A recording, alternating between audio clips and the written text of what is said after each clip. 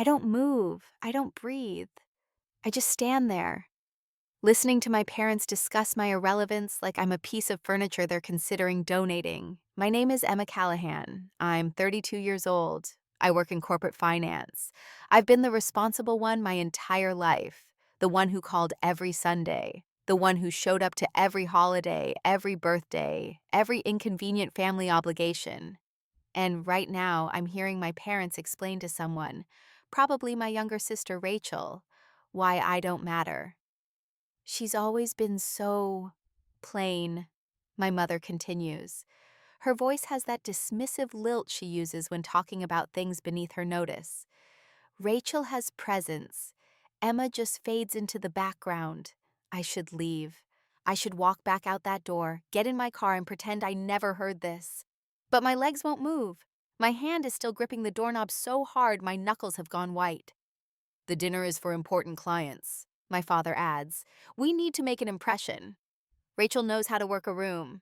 Emma would just sit there and make everything awkward. Rachel laughs.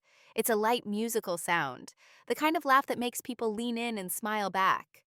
I mean, I love Emma, but Dad's right. She doesn't really fit, you know?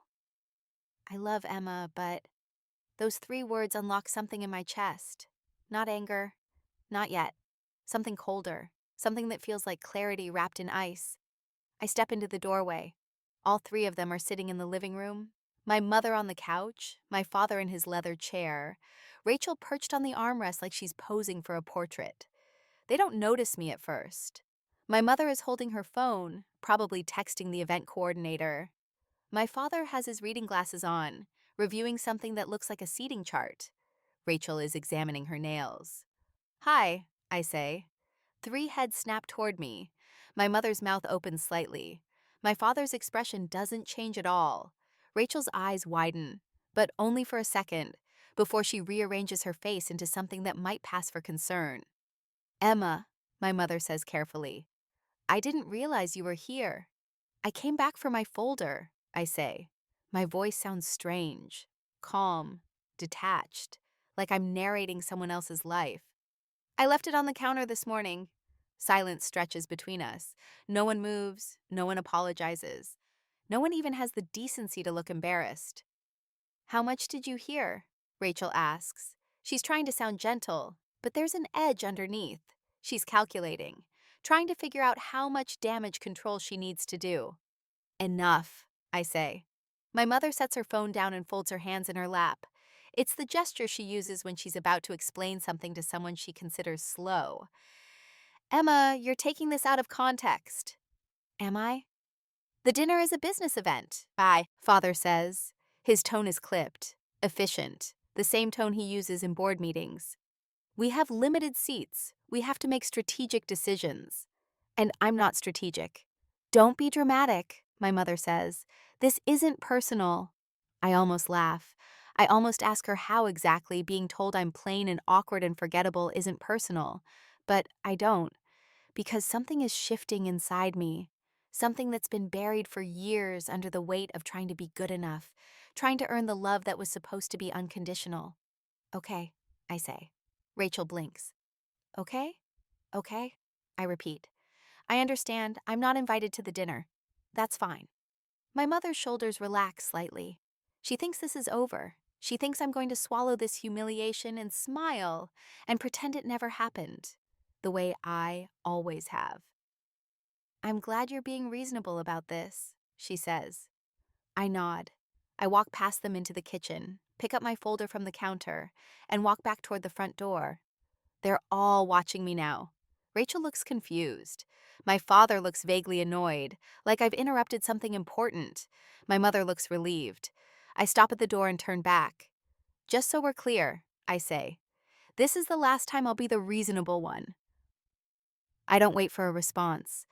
I walk out, get in my car, and drive away. My hands are shaking on the steering wheel.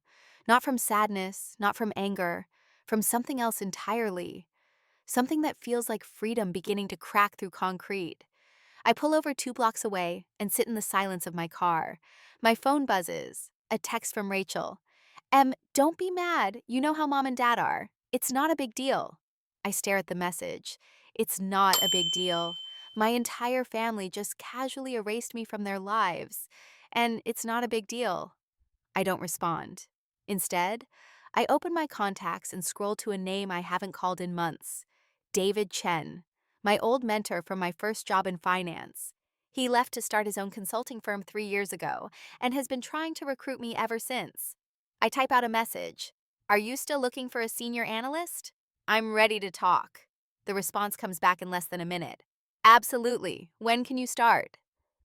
I sit there, staring at those words, feeling something shift in my chest. For the first time in my life, I'm not thinking about what my parents want. I'm not thinking about being the good daughter, the reliable one, the one who shows up and smiles and pretends everything is fine. I'm thinking about what I want. And what I want is to walk away from people who see me as plain and awkward and forgettable. What I want is to build a life where I'm not background noise. What I want is to stop waiting for love that's never coming. I type back. 2 weeks. His response is immediate. Done. Welcome to the team, Emma, I set my phone down and take a breath. It's the first real breath I've taken in years. And as I sit there in my car on a random side street, I realize something that should have been obvious all along. I don't need their approval. I don't need their validation. I don't need to fade into the background of their perfect life. I need to disappear from it entirely. And that's exactly what I'm going to do. I don't go back to work. I sit in my car in the parking lot of a coffee shop 3 blocks from my parents' house and stare at my phone. David's message is still on the screen. Welcome to the team, Emma. It feels surreal, like I've stepped through a door I didn't know existed until 5 minutes ago. My hands are still shaking, not from fear, from adrenaline, from the sudden realization that I've been living in a cage I built myself, one polite Sunday dinner at a time. I should call someone. I should tell someone what just happened. But who? My best friend Jen is on maternity leave with her second baby. My college roommate lives in Boston. And everyone else in my life is connected to my work, which is about to change completely. I'm alone with this. The thought should terrify me. Instead, it feels clean, simple, like cutting dead weight. My phone buzzes. Another text from Rachel. Seriously, Em, don't make this weird. We can grab lunch this week and talk about it. I read it 3 times. Don't make this weird. As if I'm the one who made it weird. As if I'm the problem for overhearing the truth. I type back slowly, carefully. I'm busy this week and probably next week. I'll let you know when I'm free. I don't add a heart emoji. I don't add anything soft or apologetic. I just hit send and watch the message turn blue. 3 dots appear immediately. Rachel is typing. The dots stop. Start again, stop. Finally, a message comes through. Okay, let me know. That's it. No apology, no acknowledgement, just okay. I set my phone face down on the passenger seat and close my eyes. The sun is warm through the windshield.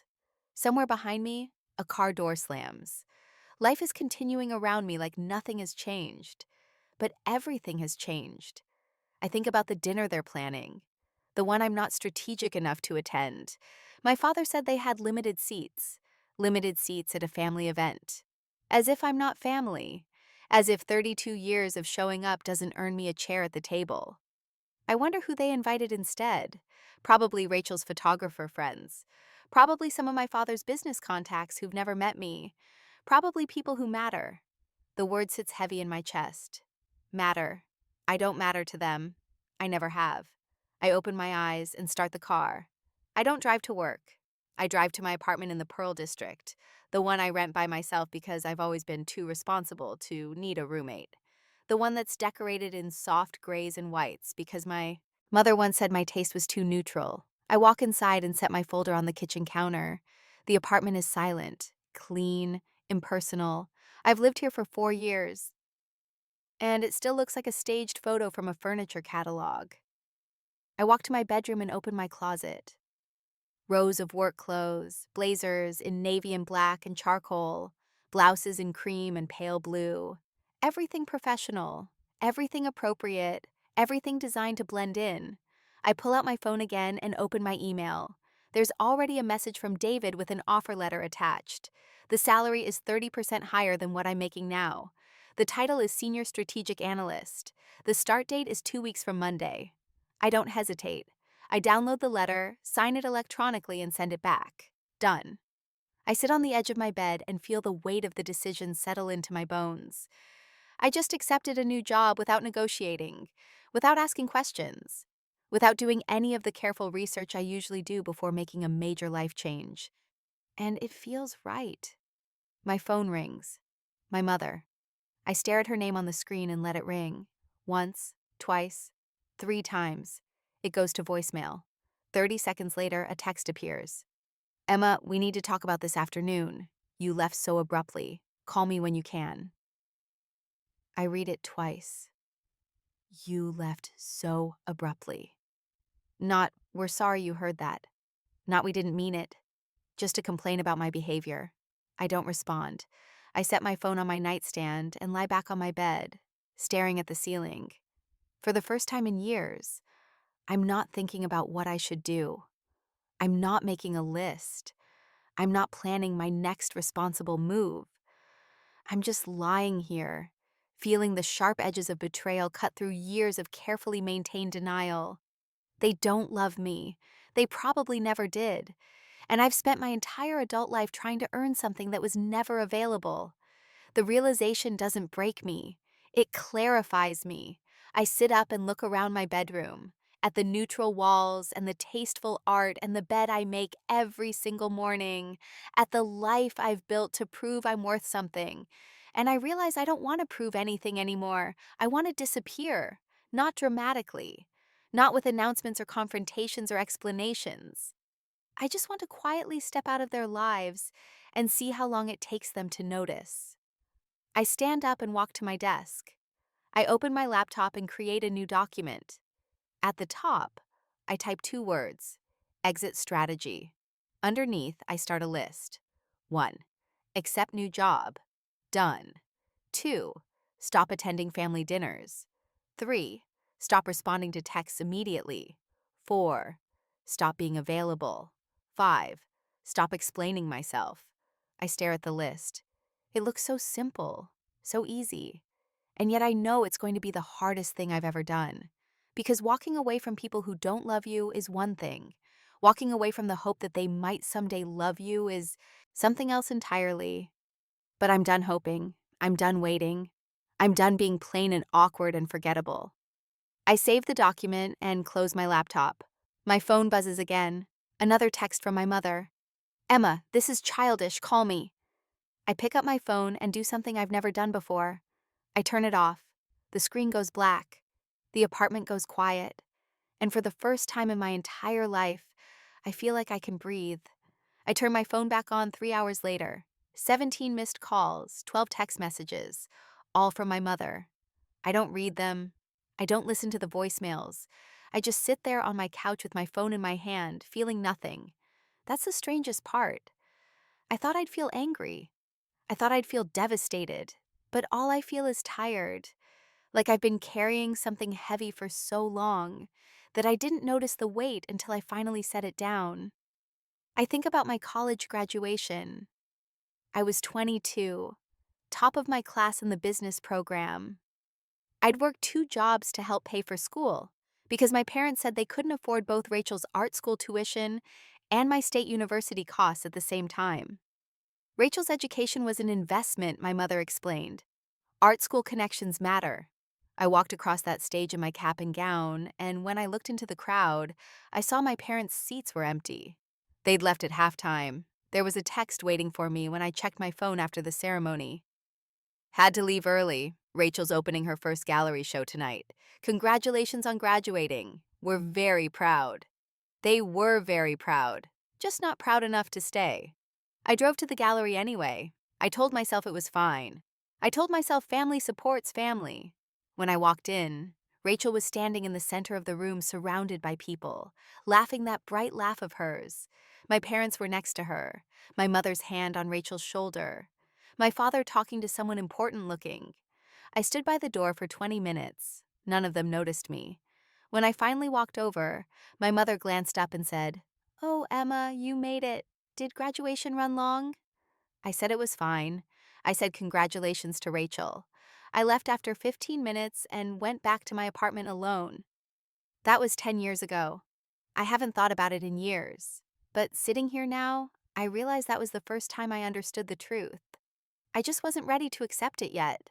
I remember when I got promoted to senior analyst 2 years ago. I was 29. It was a big deal. A salary increase, a real title, recognition for 5 years of 60-hour weeks. I called my parents on my way home from work because I was excited, and I wanted to share it with someone. My mother answered. I told her the news. There was a pause. "That's wonderful, sweetie," she said. Her tone was pleasant, distant, the same tone she uses with the woman who does her nails. "Your father will be so pleased." Then, without missing a beat, she said, "Did I tell you Rachel just bought a new camera? It's one of those professional ones. She's going to start doing weddings." I said that was great. I asked if Dad was home so I could tell him about the promotion. My mother said he was in a meeting. She'd let him know. We hung up 30 seconds later. He never called me back. Rachel's camera cost $4,000. My parents bought it for her as an early birthday gift. She posted about it on Instagram. I know because I saw the post. I didn't comment. These aren't big moments. They're not the kind of betrayals you see in movies. They're quiet, forgettable, the kind of thing you explain away because it's easier than admitting the truth. But when you line them all up, when you really look at them, they form a pattern. I've been invisible my entire life. Not because I did anything wrong, not because I wasn't successful enough, or interesting enough, or pretty enough, just because they decided a long time ago that Rachel was the daughter who mattered, and I was the one who didn't. I sit with that thought. I let it settle. And for the first time, I don't push it away. I don't make excuses. I don't tell myself I'm being too sensitive. I just let myself feel it. It hurts, but it also clarifies. My phone buzzes in my hand. A new message. I look down. It's my mother. "Dinner at our place Friday. Rachel has big news. Don't be late." No greeting, no apology for this afternoon. No acknowledgement that anything happened at all. Just an instruction. A summons. An expectation that I'll show up like I always do. I stare at the message for a long time. Part of me wants to ignore it. Part of me wants to say no. But another part of me, the part that's been trained for 32 years to be good and obedient and available, knows I'm not ready for that yet. So I type back slowly. "I'll be there." I hit send and set my phone down. The apartment is quiet. The sun has set. I'm sitting in the dark, and I don't bother turning on the lights because I realize something important, something that changes everything. If I'm going to walk away from them, I need to do it right. I need to see exactly who they are.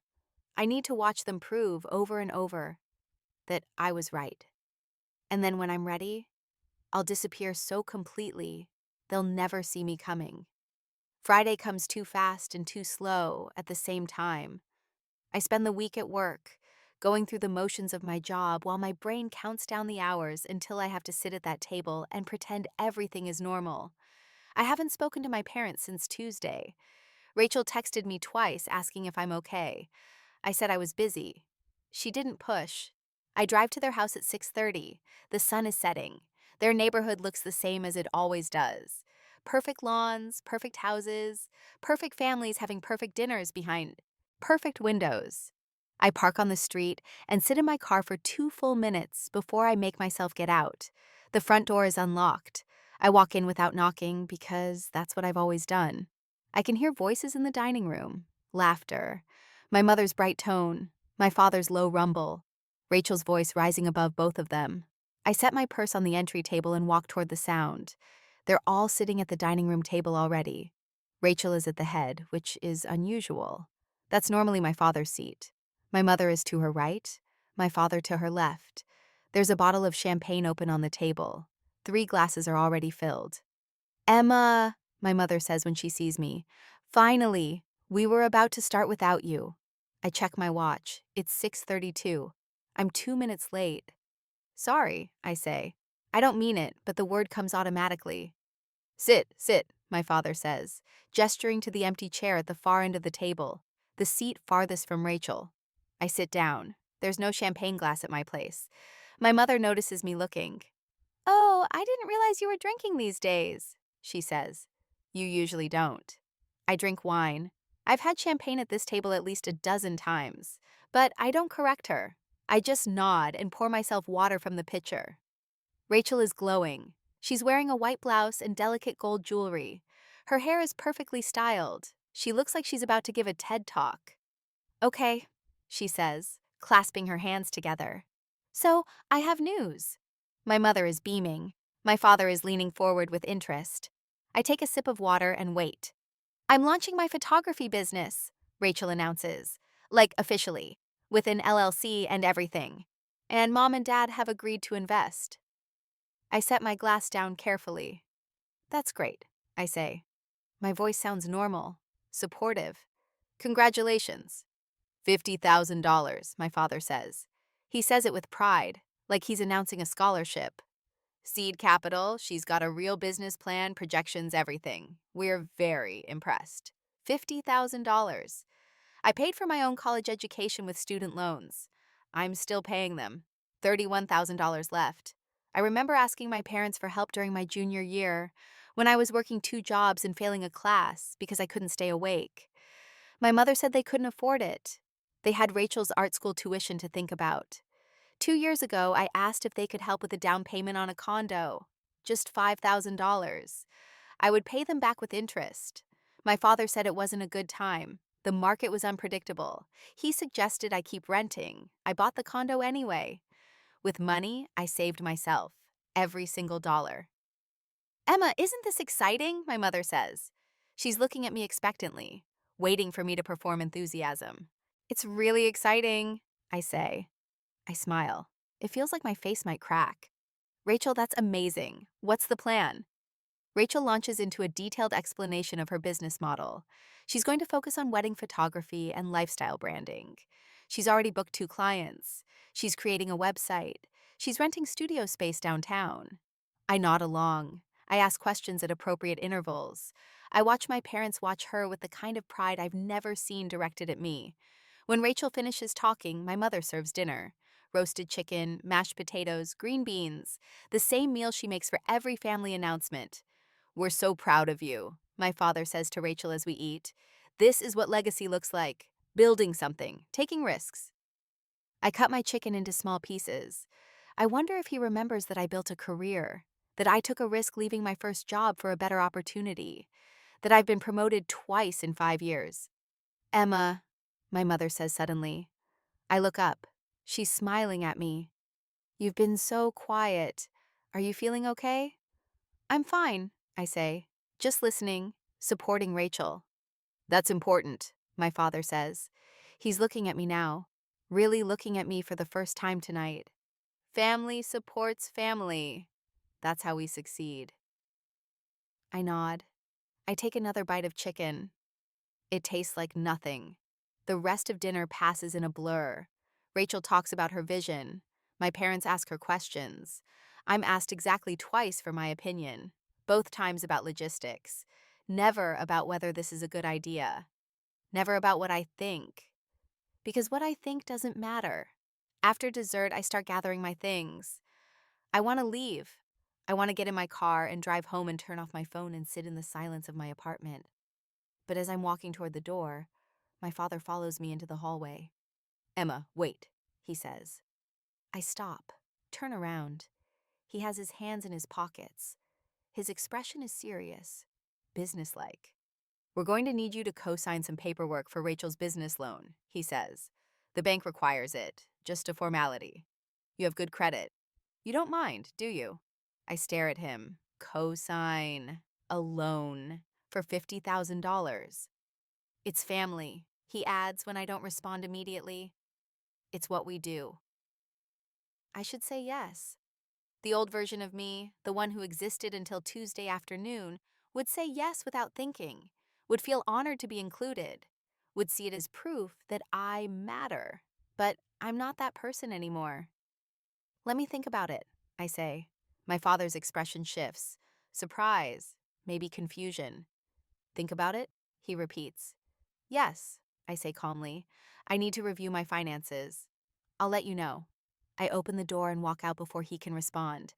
My hands don't start shaking until I'm in my car. The texts start Saturday morning. My mother. Have you thought about the paperwork? Rachel needs an answer soon. Then my father. The bank is waiting. Let me know by Monday. Then Rachel. A long message. 3 paragraphs about dreams and family, and how much this opportunity means to her. How she's always admired my strength and independence. How I've never needed help the way she does. I read that line twice. I've never needed help the way she does. I think about my student loans. I think about working 2 jobs through college. I think about asking for $5,000 for a down payment and being told no. I needed help. I just never got it. Sunday evening, my mother calls. I'm sitting on my couch with a glass of wine, staring at my phone as it rings. I let it go to voicemail. She calls again immediately. I answer on the 4th ring. Emma, she says. No greeting. We need to talk about this co-signing situation. I'm still thinking about it, I say. What's there to think about? Her voice is sharp, impatient. This is what family does. We help each other. I take a sip of wine. I want to see the business plan first. Silence. Then, the business plan? Yes. If I'm co-signing a loan, I need to understand the business.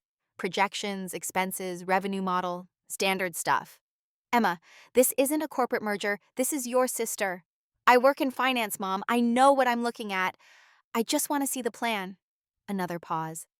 I'll have Rachel send it to you. She hangs up without saying goodbye. The business plan arrives Tuesday afternoon. It's 4 pages long. Most of it is inspirational quotes and stock photos of cameras. There are no financial projections, no market analysis, no breakdown of expenses beyond studio rent and equipment. I sit at my desk during lunch and read it 3 times, hoping I'm missing something. I'm not. I call Rachel. She answers on the first ring. Hey, she says brightly. Did you get the plan? What do you think? Rachel, this isn't a business plan. This is a vision board.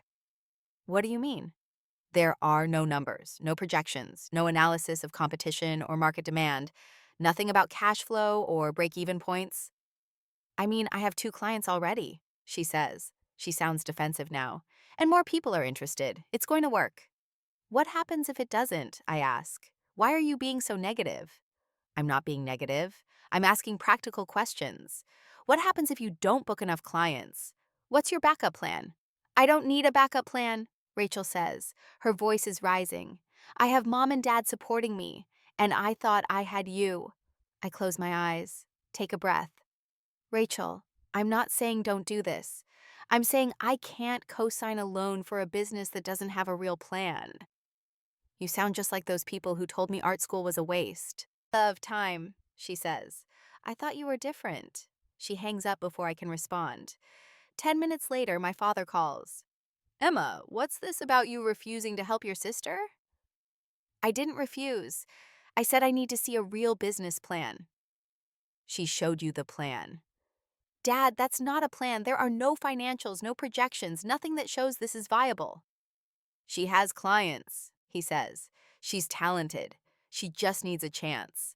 And what happens if the business fails? I ask. Who pays back the loan? That's not going to happen. But if it does, then you'll help her, he says. Like it's obvious, like it's already decided. I feel something cold settle in my chest. That's not how co-signing works, Dad. If she defaults, I'm legally responsible for the full amount. Family takes care of family, he says. His tone is hard now, final. This is what we do. You're asking me to risk $50,000 on a business with no plan and no safety net. I'm asking you to support your sister by putting my financial future on the line. You're being dramatic, he says. Just sign the papers, Emma. I look at my computer screen, at the 4-page document with no substance, at the financial risk they're asking me to absorb without question. I need more time, I say. You've had enough time. I need to think about this. There's nothing to think about, he says. Either you're part of this family or you're not. The line goes quiet. I can hear him breathing, waiting for me to back down, waiting for me to do what I've always done. I'll let you know, I say. I hang up before he can respond. My hands are shaking again.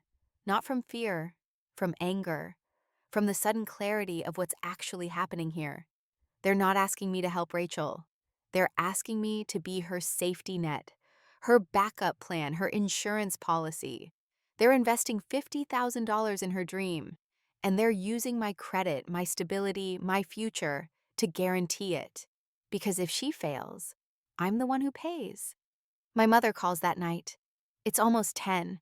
I'm in bed staring at the ceiling when my phone lights up. I answer. I don't know why. Maybe I'm still hoping for something different. Emma, she says. Her voice is cold, clipped. Your father told me about your conversation. Okay, I say. I want you to know something. She pauses. When she speaks again, her words are careful, deliberate. You've always been selfish, Emma. I just never wanted to say it out loud. The words land like a slap. Clean, sharp, final. Selfish, I repeat. Yes, you've always thought about yourself first. Your career, your apartment, your life. Rachel thinks about family, about connection. That's the difference between you two. I should defend myself. I should list every time I showed up, every time I helped, every time I put them first. But I don't, because I finally understand. Nothing I say will matter. Nothing I do will change this. Okay, I say quietly. Okay? She sounds surprised. Okay, I hear you. I hang up. I turn off my phone, and I lie there in the dark, feeling something fundamental shift inside me. I'm not signing those papers, and I'm done apologizing for it. The silence starts immediately. Wednesday, Thursday, Friday, no texts, no calls, nothing. I check my phone compulsively at first, expecting the usual guilt trips and pressure. But there's nothing, just silence. And somehow, that's worse. Saturday morning, I wake up to a notification. My mother posted on Facebook. A photo of her and Rachel at brunch, both of them laughing, mimosa glasses raised. The caption reads, "My heart," with a red heart emoji. I'm not in the photo. I'm not tagged. I scroll through the comments. 12 people asking where I am. My mother responds to none of them.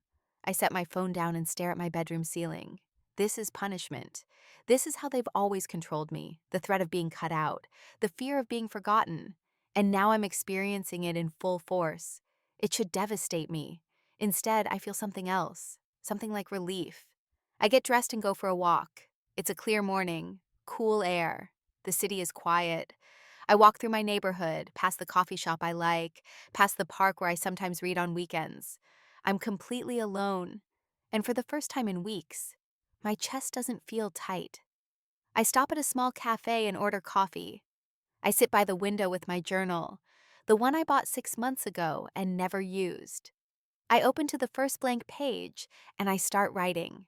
I write about my college graduation, about the $5,000 they wouldn't lend me, about the promotion they barely acknowledged, about every birthday dinner where Rachel's achievements were celebrated and mine were mentioned in passing, about every family photo where I was positioned on the edge, easy to crop out.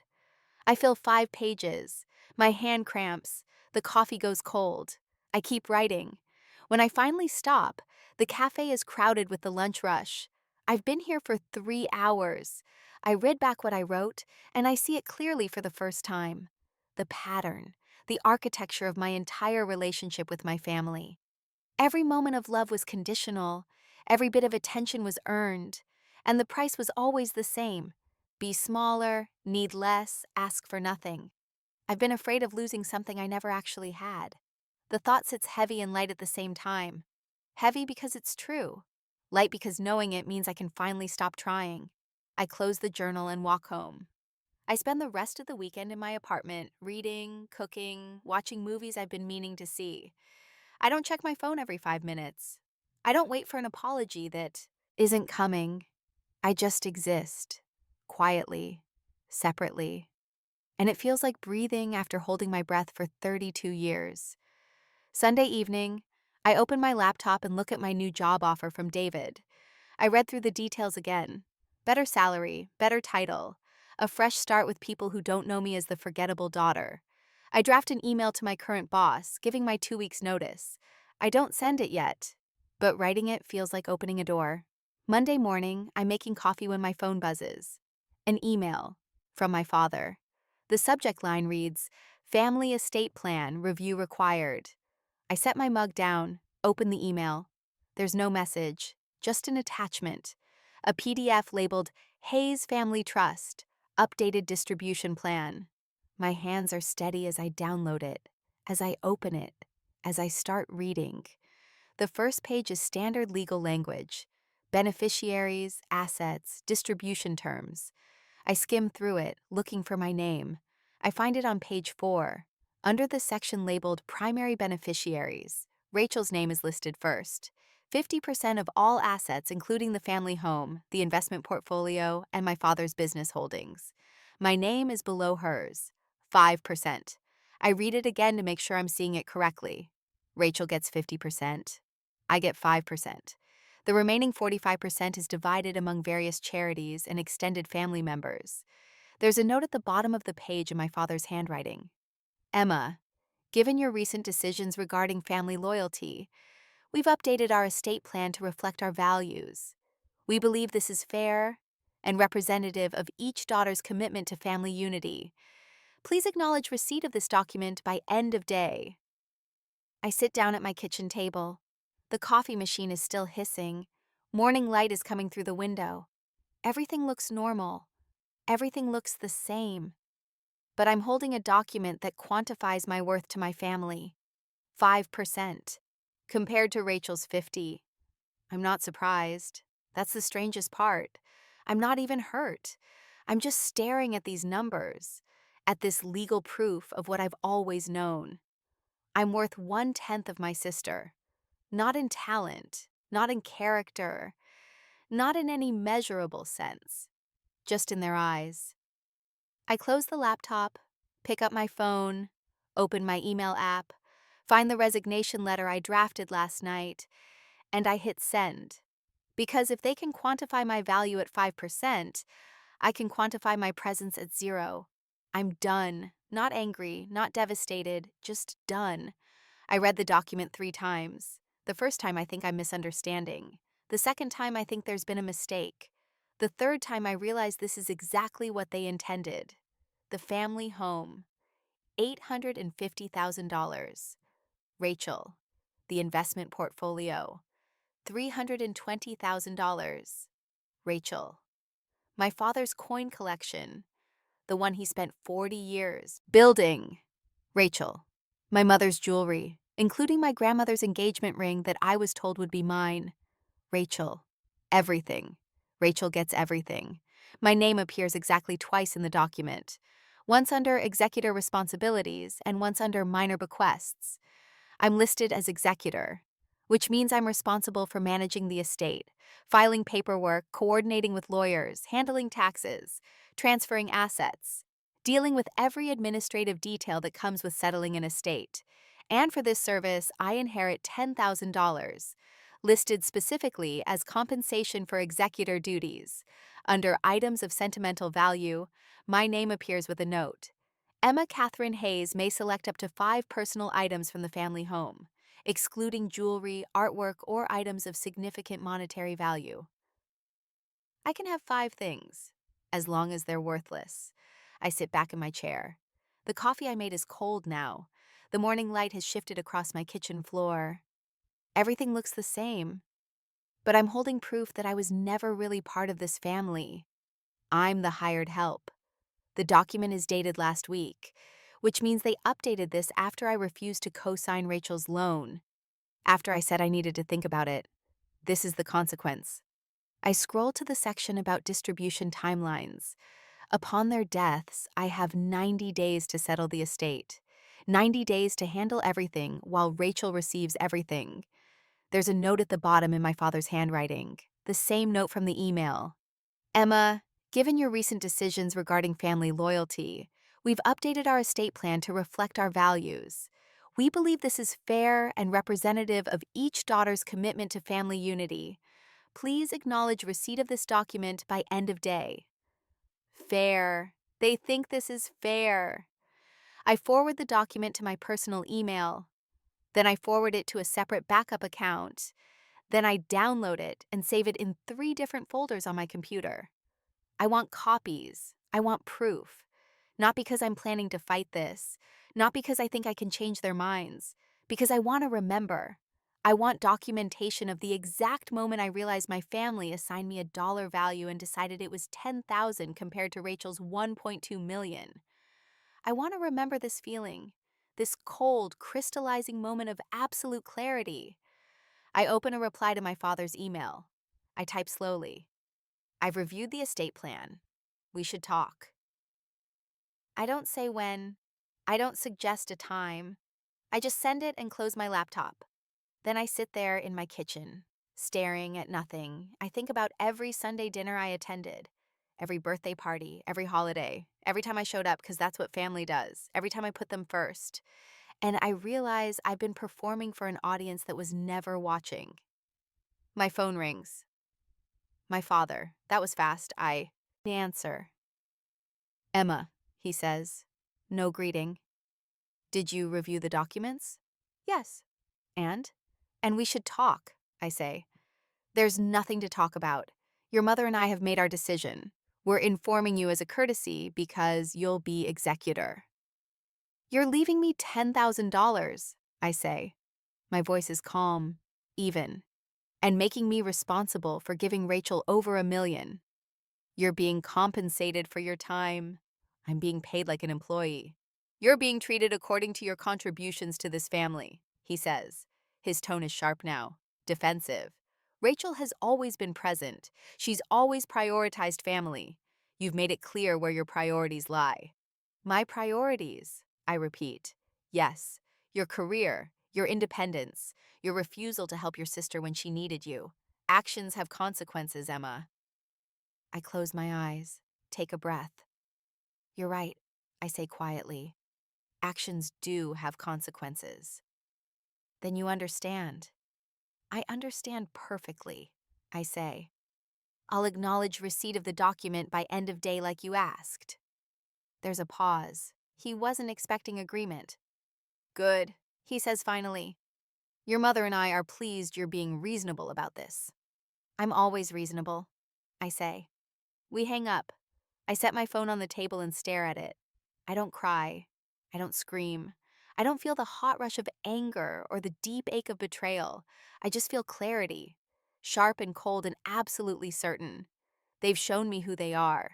They've documented it legally. They've put a number on my worth and made sure I know exactly where I stand. And now I know exactly what I need to do. I open my laptop again and draft an email to my father. Short, professional. I acknowledge receipt of the Hayes Family Trust updated distribution plan dated November 10th. I understand the contents and my role as executor. I'll be in touch regarding next steps. I send it. Then I open a new browser window and start researching estate law in Oregon. Executor responsibilities. Executor rights. What happens when an executor declines to serve? Because I'm learning something important. Something I should have learned years ago. When someone shows you they don't value you, the most powerful thing you can do is stop providing value. I'm done being the responsible one, the reliable one, the one who shows up and handles everything and asks for nothing. I'm done. Have you ever been valued only for what you could give, never for who you were? I keep wondering how long it takes before you stop asking for crumbs and start building your own table. Let me know in the comments if you've ever had a moment like this, because I'm starting to think I'm not the only one. They want to meet at a cafe downtown. My father suggests it in an email. Neutral ground, he calls it. Like we're negotiating a business deal. I agree, because I want to see their faces when I ask my questions. I arrive first, order water, sit by the window. The cafe is busy with the lunch crowd. I watch people come and go, all of them living normal lives where their parents don't quantify their worth in legal documents. My parents arrive together. My mother is wearing her good coat. My father has his briefcase. They look like they're heading to a meeting with their accountant. which I suppose is exactly what this is. Emma, my mother says. She doesn't hug me. She sits down across from me and folds her hands on the table. My father sits next to her. Thank you for meeting us, he says. His tone is formal, careful. I pull the printed copy of the will from my bag and set it on the table between us. I have some questions, I say. My mother glances at the document. Emma, we've already explained our reasoning. You've told me what you decided. You haven't explained why. We don't owe you an explanation, my father says. This is our estate, our decision. Then why am I here? He pauses, looks at my mother. She nods slightly. We wanted to make sure you understood your responsibilities as executor, he says. I understand them, I say. What I don't understand is why you'd make me executor, if you don't trust me enough to leave me anything. This isn't about trust, my mother says quickly. This is about need. You're financially stable. You have a good job. You don't need our help. Rachel does. Rachel is 28 years old, I say. She's an adult. She's building something, my mother says. Her voice is rising slightly.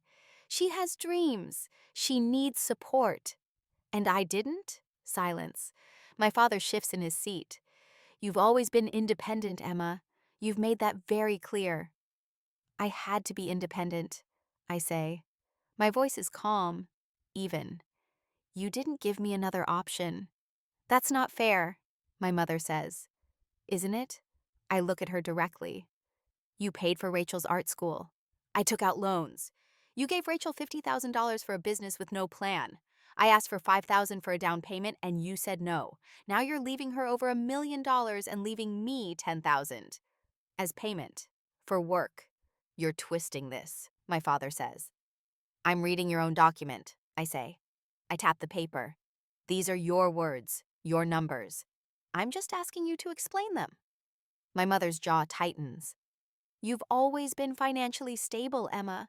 Rachel needs the support. This is about fairness, not favoritism. I almost laugh.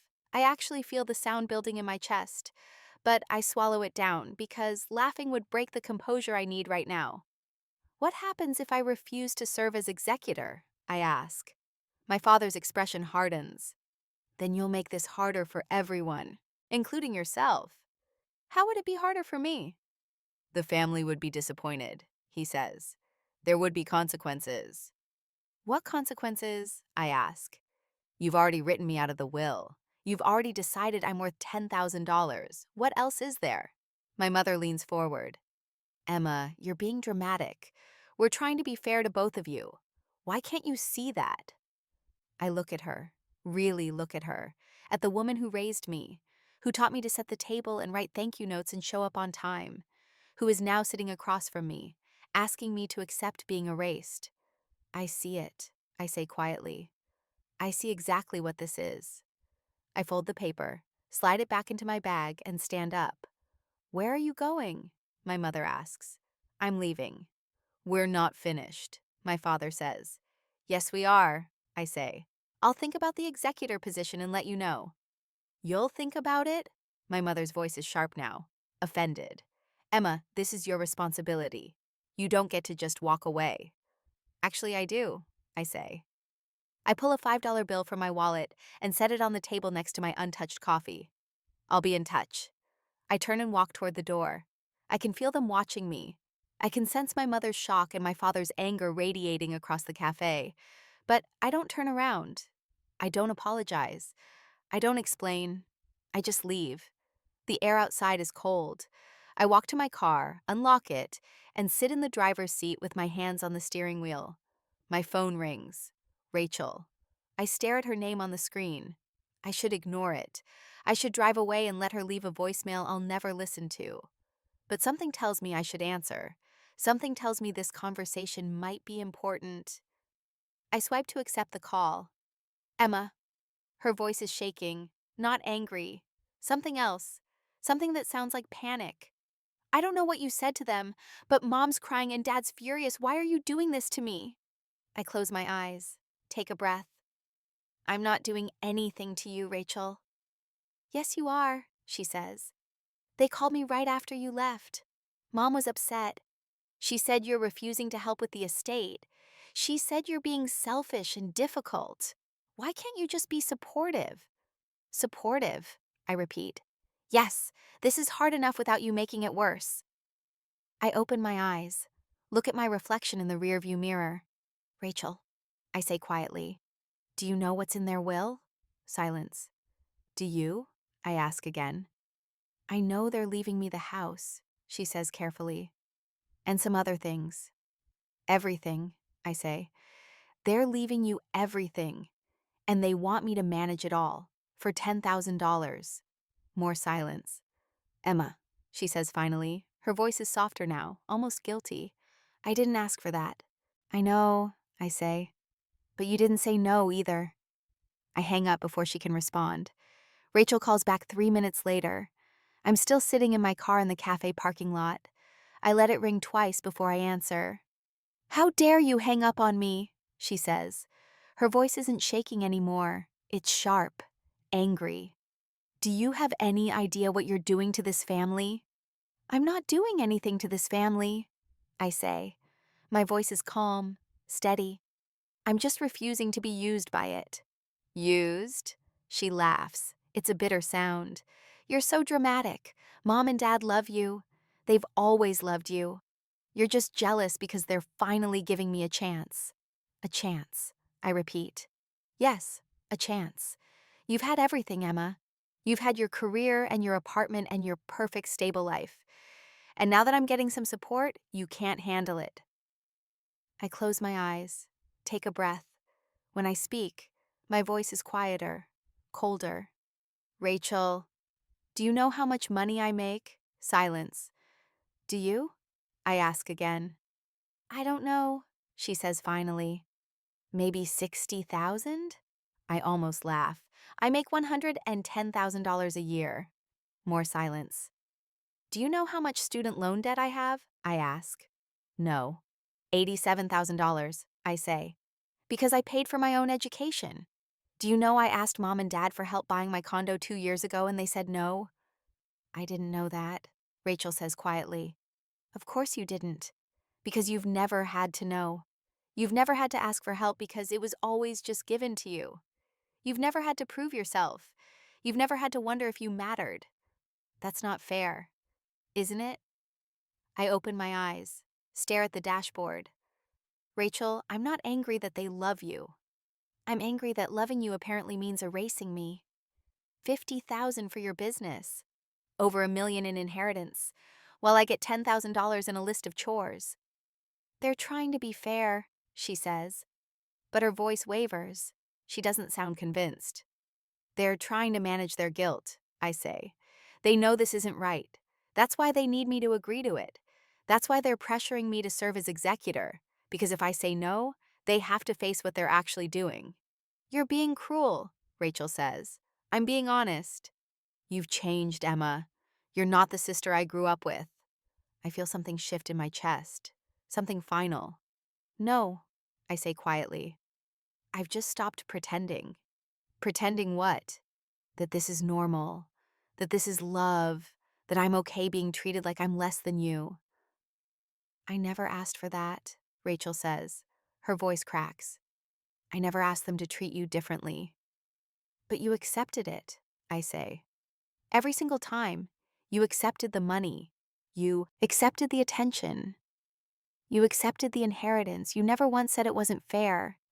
You never once asked them to include me. That's not my responsibility. You're right, I say. It's not. But it tells me everything I need to know about who you are. Emma, I'm happy for you, Rachel. I really am. I hope your business succeeds. I hope you live a beautiful life in the house they're leaving you. But I'm done being your safety net. I'm done being the responsible one who shows up and fixes things and asks for nothing. So you're just going to abandon us? She asks. You're just going to walk away? I'm going to stop participating in my own erasure, I say. There's a difference. She's quiet for a long moment. I can hear her breathing. I can hear the distance between us stretching wider. I don't know who you are anymore, she says finally. Good, I say. Because the person you knew was slowly disappearing, and I'm finally done letting that happen. I hang up before she can respond. I sit there in my car, hands on the steering wheel, staring at the street in front of me. The cafe is behind me. My parents are probably still inside, planning their next move. Rachel is probably calling them right now, telling them I've lost my mind. But I don't feel like I've lost anything. I feel like I'm finally finding something. Something that looks like dignity. Something that feels like self-respect.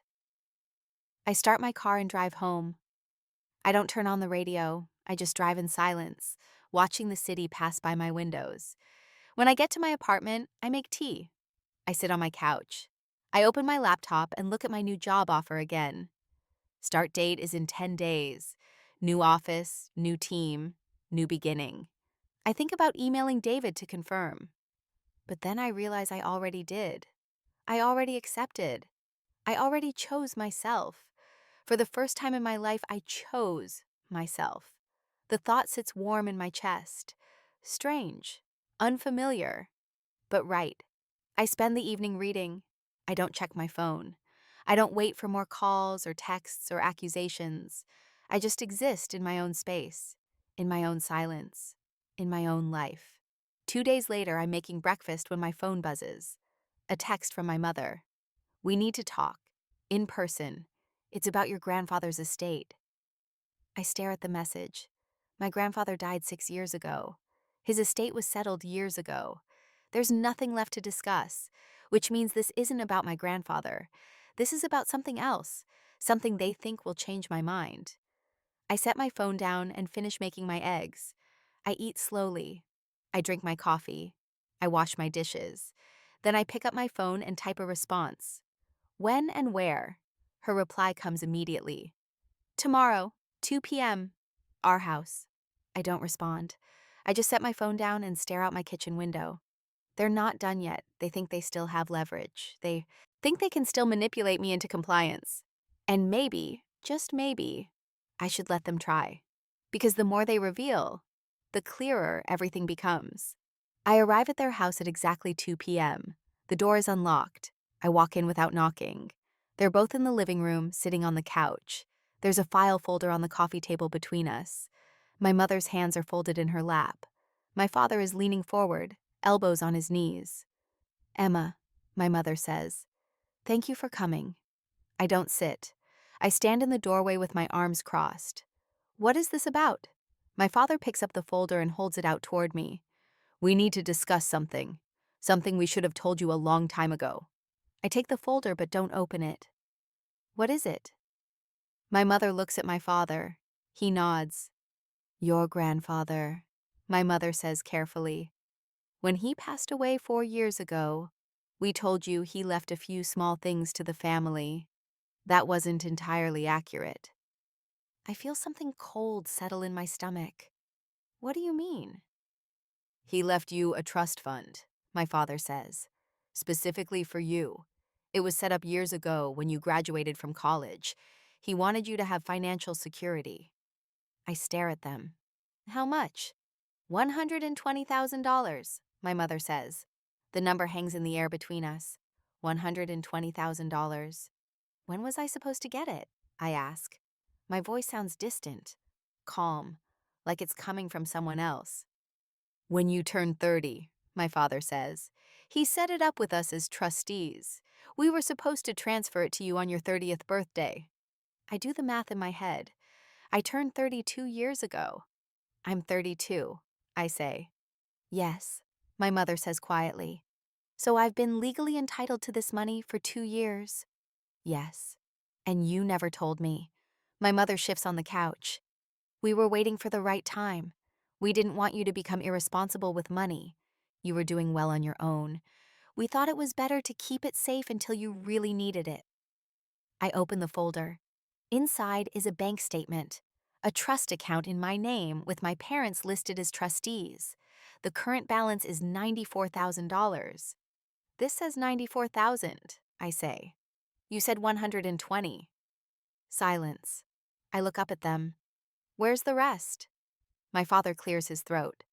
The interest has been accumulating over the years. We've had to use some of it for household expenses.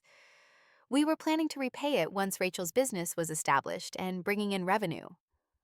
The words settle slowly, like they're being translated from another language. You used my inheritance money, I say. We used the interest, my mother corrects, not the principal. How much? I ask. Including interest, about $38,000 over 40 years, my father says. We have every intention of paying it back. My hands are shaking. I set the folder on the entry table because I don't trust myself to keep holding it. You stole from me, I say. My voice is quiet, steady, cold. My mother's face flushes red. We did not steal. Don't use that word. We're your parents. We made a financial decision for the good of the family. You took money that my grandfather left specifically for me and you spent it on yourselves. That's theft. It's not theft when it's family, my father says. His voice is rising now, getting defensive. We were managing your assets. That's what trustees do. Trustees don't steal from beneficiaries, I say. And they especially don't hide the existence of the trust for 2 years after it's supposed to be transferred. We were protecting you, my mother says. You don't understand the burden of sudden wealth. You could have made poor decisions. Like what? I ask. Like paying off my student loans? Like buying a home without begging you for help? Like having the financial security my grandfather wanted me to have? You're being dramatic, my mother says. Am I? I look at both of them, at the people who raised me, who taught me about honesty and integrity and doing the right thing. You hid $120,000 from me. You spent almost $40,000 of it. And you only told me now because you think you can use it as leverage to get me to comply with your estate plan. My father's jaw tightens. That's not why we're telling you. Isn't it? I pick up the folder again. You thought if I knew about this money, I'd feel obligated or grateful or maybe guilty enough to stop asking questions about the will. We thought you deserved to know, my mother says, but her voice wavers. I deserved to know 2 years ago, I say, on my 30th birthday, when my grandfather intended for me to know. But you decided you knew better. You decided you had the right to take what was mine and spend it however you wanted. We were going to pay it back, my father says again. When? I ask. When Rachel's business succeeds, the business with no real plan, the business I refuse to co-sign for, you were going to repay my stolen inheritance with money that doesn't exist yet. Neither of them answers. I close the folder, hold it against my chest. I want full accounting, I say. My voice is ice. Every withdrawal, every transfer, every dollar you took from my trust. I want it documented and sent to me by Friday. Emma, there's no need for that, my mother says. We can handle this as a family. We're not handling this as a family, I say. We're handling this legally, because you've proven I can't trust you. You're threatening us? My father asks. His voice is sharp, angry. I'm protecting myself, I say. Something I should have done a long time ago. If I don't have full accounting by Friday, I'm calling a lawyer. And I'm reporting you for trustee misconduct. My mother stands up. How dare you? After everything we've done for you. Everything you've done to me, I correct. There's a difference. I turn and walk toward the door. Emma, if you do this, you'll destroy this family, my father calls after me. I stop, turn back. You already did that, I say quietly. I'm just refusing to pretend it didn't happen. I walk out. I don't slam the door. I don't shout. I don't cry. I just get in my car and drive. I drive until I can't see their house in my rearview mirror anymore. I drive until my hands stop shaking. I drive until the rage and betrayal and absolute disbelief settle into something colder, something clearer. And I know in that moment, with absolute certainty, that I am never going back. Not for Sunday dinners, not for holidays, not for emergencies or guilt trips or desperate phone calls. I'm done. And this time, done means done. I find an estate attorney on Wednesday morning. Her name is Patricia Moreno.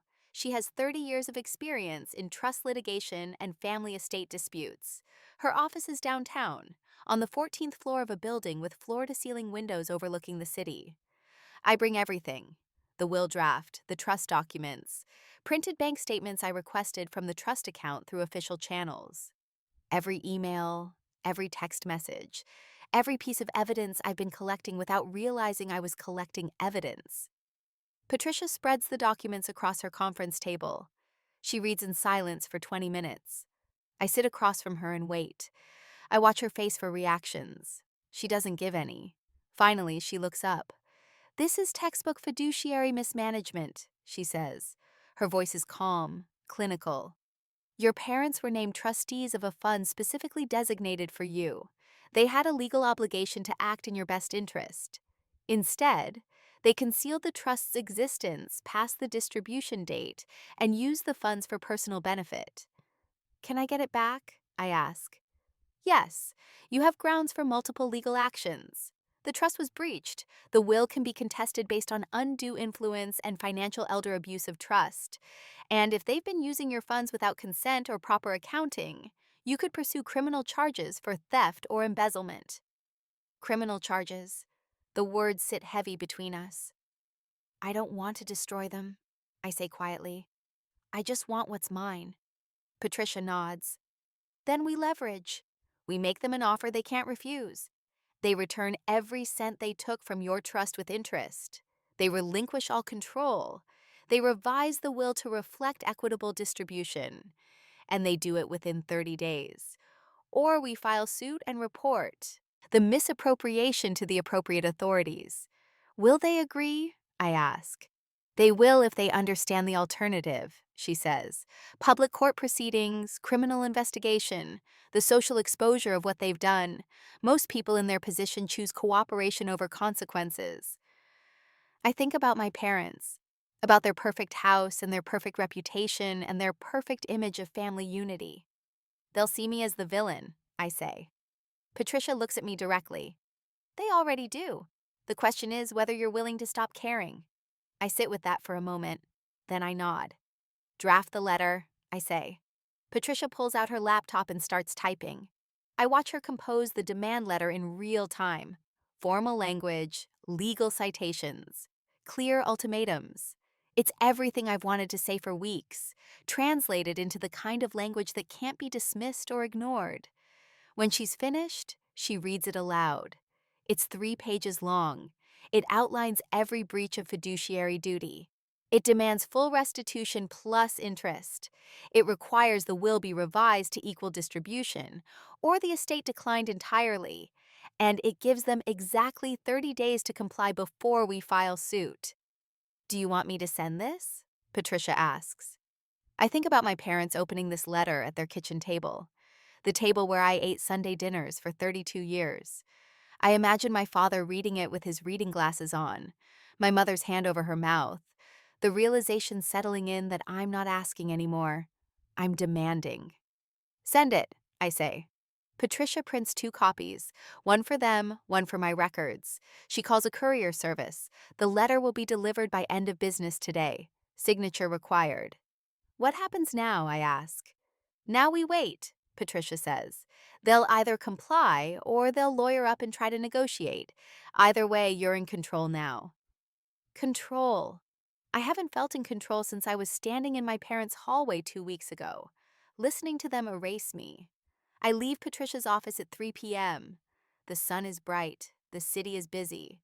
I walk to my car and sit behind the wheel for a long time before I start the engine.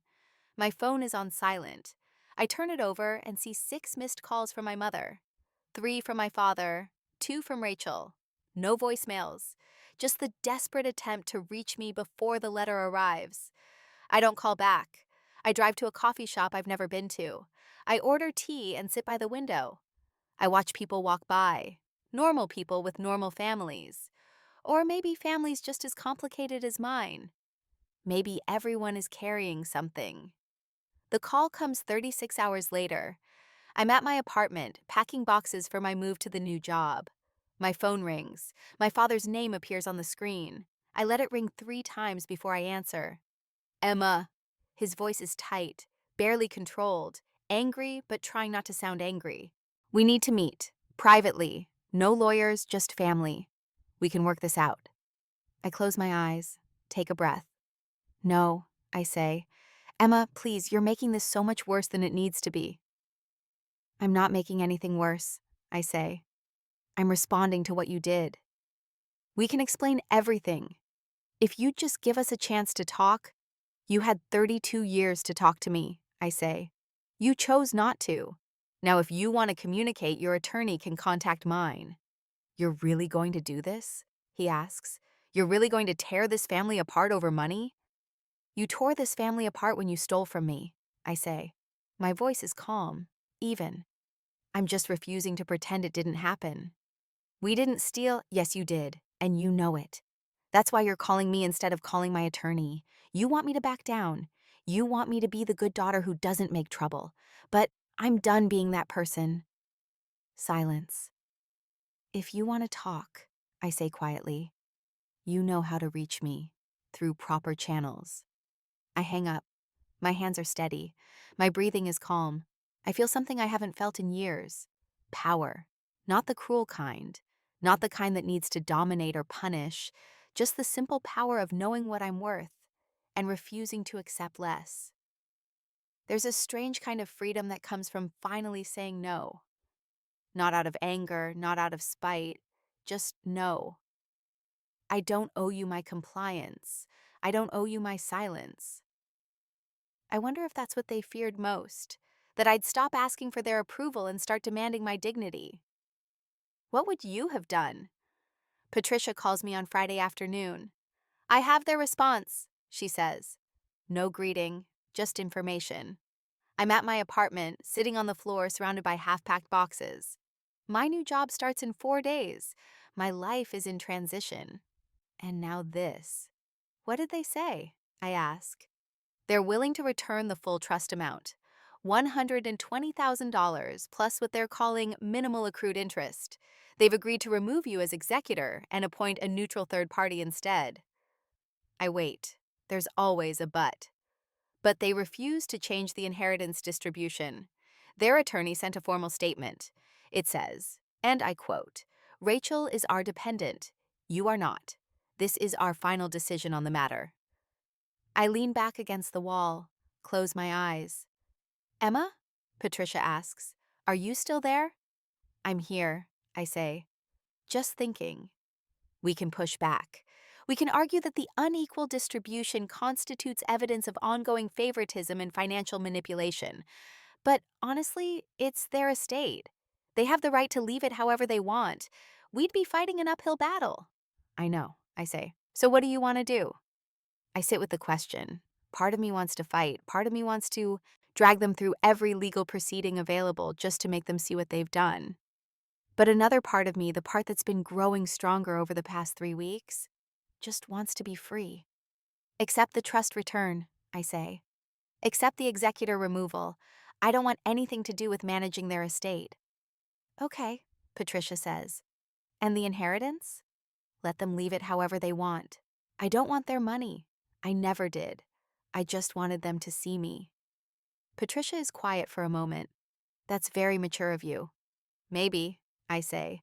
Or maybe I'm just tired of fighting for scraps. There's one more thing we could ask for, Patricia says carefully. It might seem small, but it could matter later. What?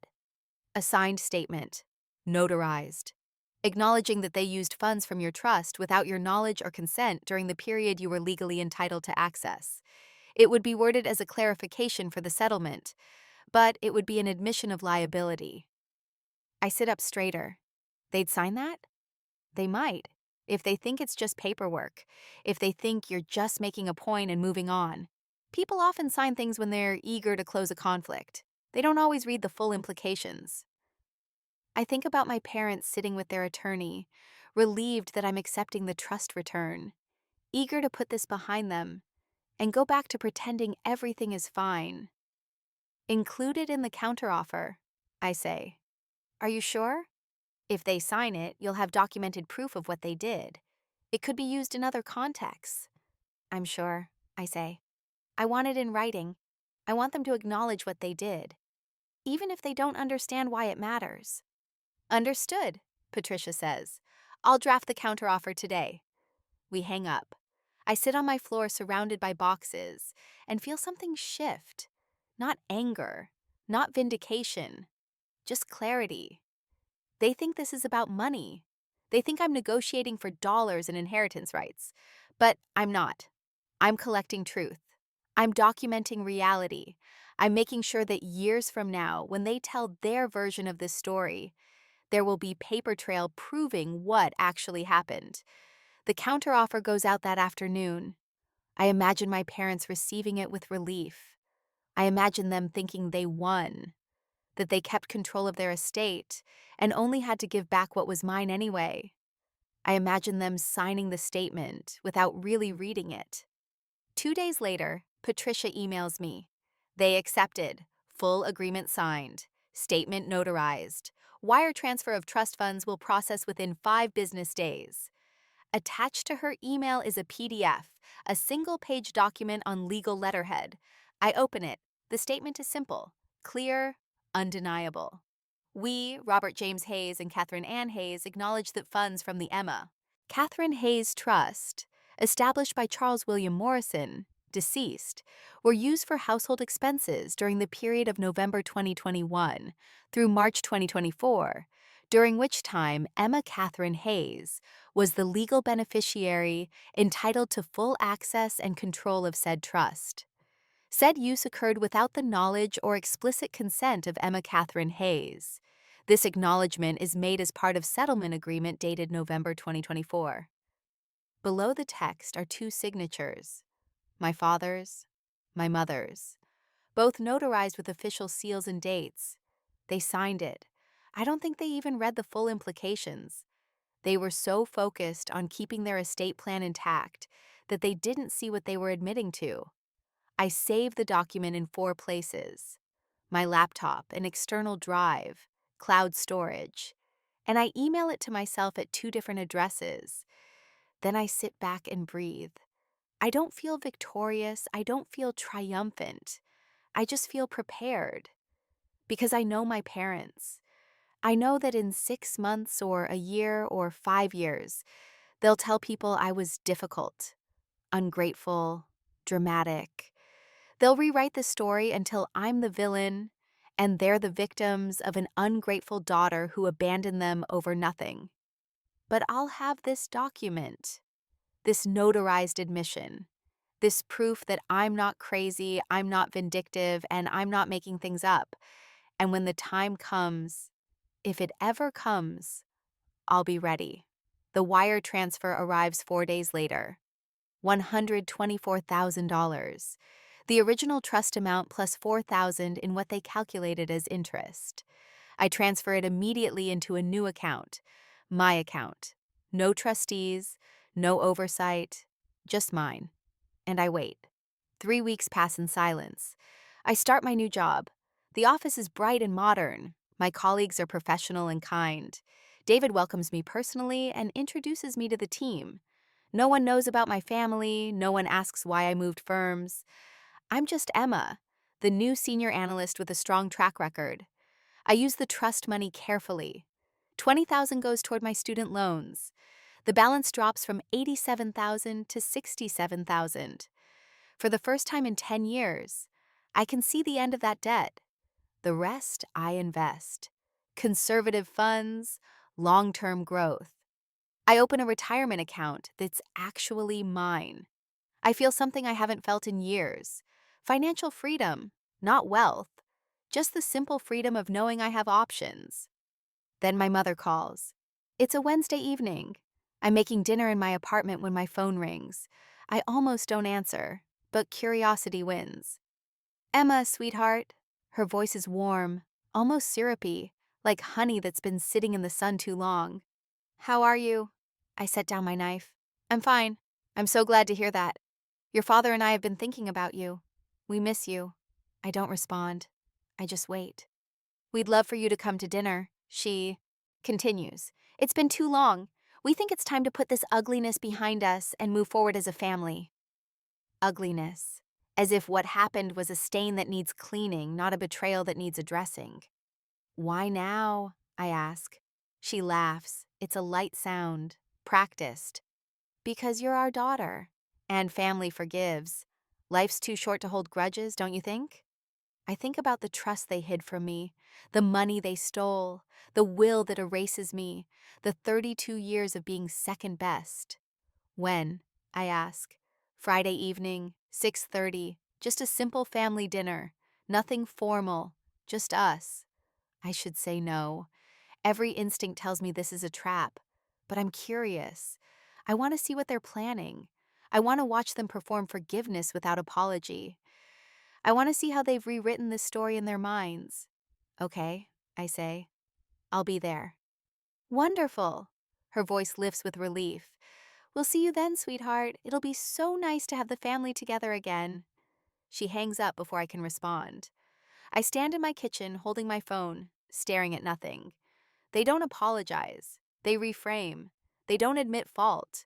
They reset the narrative and expect everyone to comply. And they think I'm still the daughter who will. Friday comes too quickly and too slowly at the same time. I dress carefully. Not formal, but put together.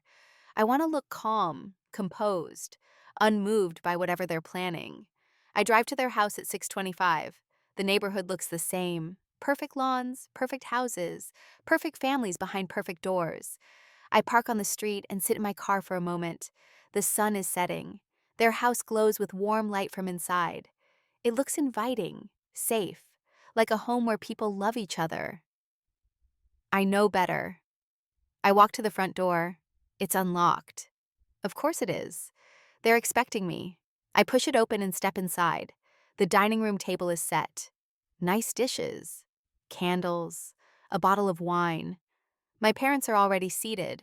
My mother at one end, my father at the other. Rachel is there too, sitting in the same spot she occupied the last time I was here. And next to Rachel, smiling like nothing has ever happened, is a man I don't recognize. He's maybe 30, clean cut, wearing a button-down shirt and khakis. He stands when he sees me. "Emma," my mother says brightly. "You're here, come in, come in." I stay in the doorway. "Who's this?" The man extends his hand toward me. "I'm Marcus Webb, Rachel's fiancé. It's so nice to finally meet you." The word lands like a stone. Fiancé. I look at Rachel. She's smiling. Her left hand is resting on the table, and there's a diamond ring on her finger. "Surprise?" she says softly. I don't move. I don't shake Marcus's hand, I just stand there processing. This is why they called, this is why they wanted me here.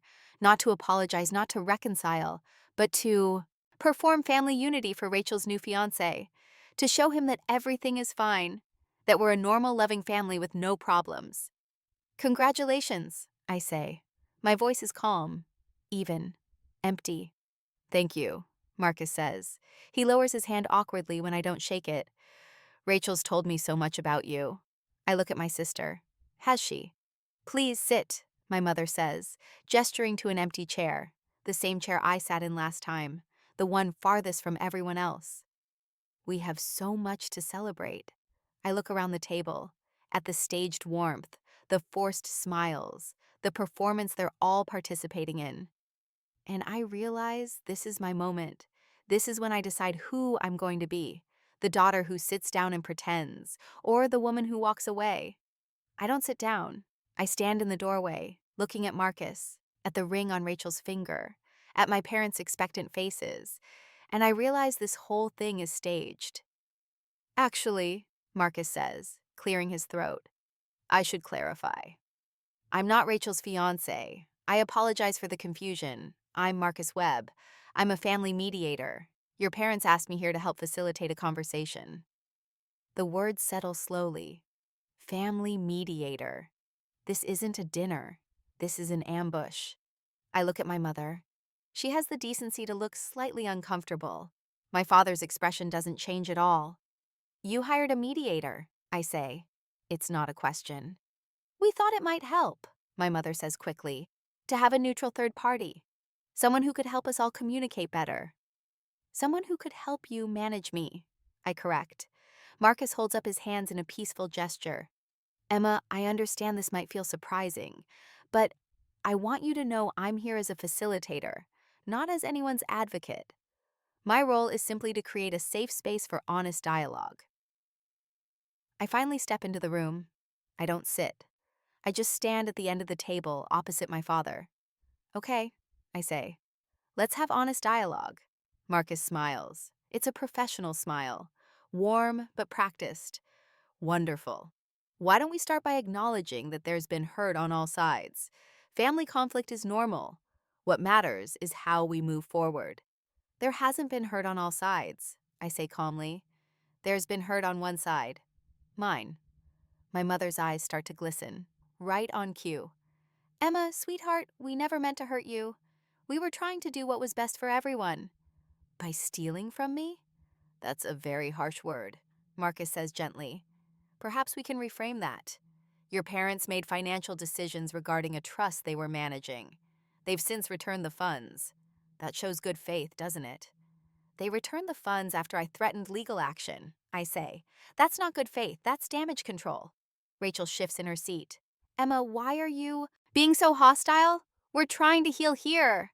I look at my sister, at the woman who has gotten everything she's ever wanted without asking, who has never once questioned why I got nothing.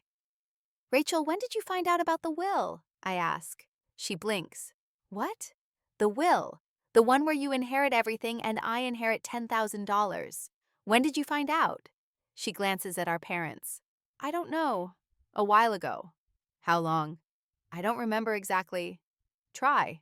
Emma, this isn't helpful, Marcus interjects. Let's focus on feelings rather than facts. Feelings are what drive family conflict. Facts are what drive family conflict, I correct. Feelings are just how we react to them. My father finally speaks.